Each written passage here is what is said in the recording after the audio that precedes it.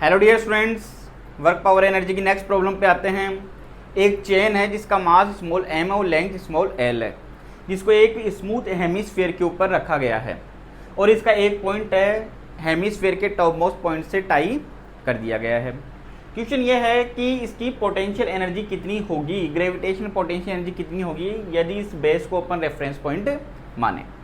तो देखिए, इसके लिए अपन सबसे पहले क्या करते हैं, एक स्मॉल पीस कट कर लेते हैं इसके ऊपर, चेन के ऊपर। कितनी लेंथ का?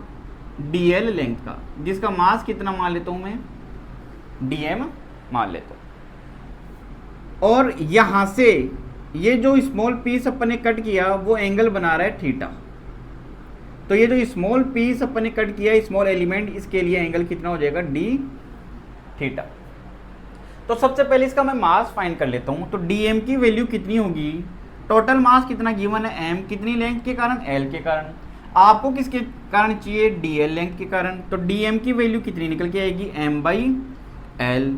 और यहाँ से जो dl है वो dl कितना होगा, थीटा इक्वल टू कितना होता है, आर्क अपॉन रेडियस। तो आर्क इक्वल टू कितना होगा, थीटा इंटू रेडियस। तो थीटा कितना होगा इसके लिए, d थीटा। और रेडियस कितनी गिवन है, r। तो ये क्या बन जाएगा, r d थीटा। अब ये कितनी हाइट के ऊपर स्मॉल पीस, तो ये यहाँ से हाइट मान लेता हूँ इसकी स्मॉल h। तो यहाँ से ये भी क्या होगा, स्मॉल h होगा। तो इसकी वैल्यू क्या निकल के आएगी, ये अगर r है ये थीटा है तो इधर क्या आएगा, r cos थीटा। इसका मीन स्मॉल h की वैल्यू क्या निकल के आ गई, r cos ऑफ थीटा। अब देखिए, पोटेंशियल एनर्जी इस स्मॉल पीस के लिए मैं मान लेता हूँ du। तो कितनी होगी, mgh। तो dmgh क्या कर देता हूँ, इंटीग्रेट कर देता हूँ।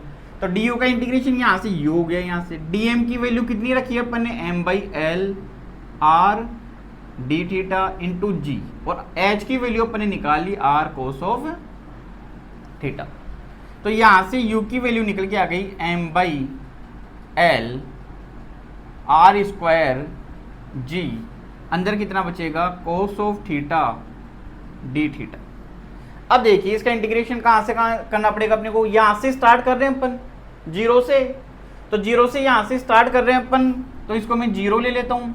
और कहाँ तक जा रही है ये वाली चेन, यहाँ तक। तो ये यहाँ से यहाँ तक ये पूरा एंगल बनेगा। इस एंगल को यहाँ से यहाँ तक टोटल एंगल मान लेता हूँ मैं फाई।